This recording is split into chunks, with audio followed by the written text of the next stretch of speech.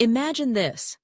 Indonesia, one of Southeast Asia's largest economies, is now facing a labor crisis that's shaking up its entire manufacturing sector. Thousands of workers laid off, foreign investors pulling back, rising wages, tightening regulations, and political pressure are creating a storm. But here's the real question. Could this wave of instability reach Vietnam or Thailand next? In recent years, Indonesia has struggled to balance economic growth with labor reform.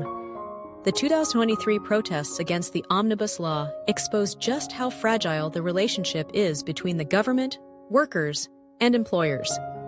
While the law aimed to boost investment by making labor markets more flexible, many workers felt their rights were being stripped away. The backlash was fierce, and it forced companies to reconsider their long-term plans in Indonesia.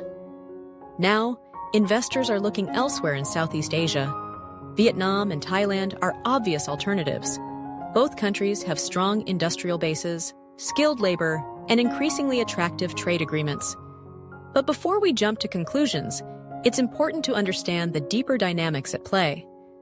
Vietnam has long been praised for its disciplined workforce, relatively low labor costs, and pro-business environment. However, labor strikes have become more common in recent years, especially in sectors like textiles and electronics. Workers are demanding better pay and working conditions. And just like Indonesia, Vietnam is facing pressure to increase its minimum wage, not just from workers, but from international labor standards linked to trade deals like the EVFTA and CPTPP. Thailand, on the other hand, faces a different kind of challenge, an aging population and a shortage of skilled labor. While automation is helping in some areas, many industries are still reliant on migrant workers from neighboring countries like Myanmar and Cambodia. Political instability and a slower pace of reform have also made investors cautious. If Thailand can't address these issues quickly, it risks falling behind. So will the labor crisis in Indonesia spill over into Vietnam and Thailand? The answer is, not directly, but the warning signs are there. Labor markets in Southeast Asia are becoming more complex. Workers are more informed, more connected, and more willing to speak up. Social media plays a huge role in mobilizing labor movements today, much more than even 5 years ago. What we're seeing isn't just a national issue, but a regional shift. As Southeast Asia tries to move up the value chain, labor conditions must improve, or companies will move on. Investors today are not just looking at low costs. They want stability, predictability, and a workforce that's treated fairly.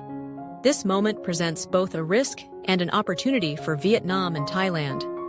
If they can adapt, improve labor policies, and maintain social harmony, they could actually benefit from Indonesia's missteps. But if they ignore the signals, rising labor unrest, wage pressure, and calls for reform, they might be next in line for disruption. So, what do you think? Is Southeast Asia ready for the labor shift that's coming? Will Vietnam and Thailand rise to the challenge?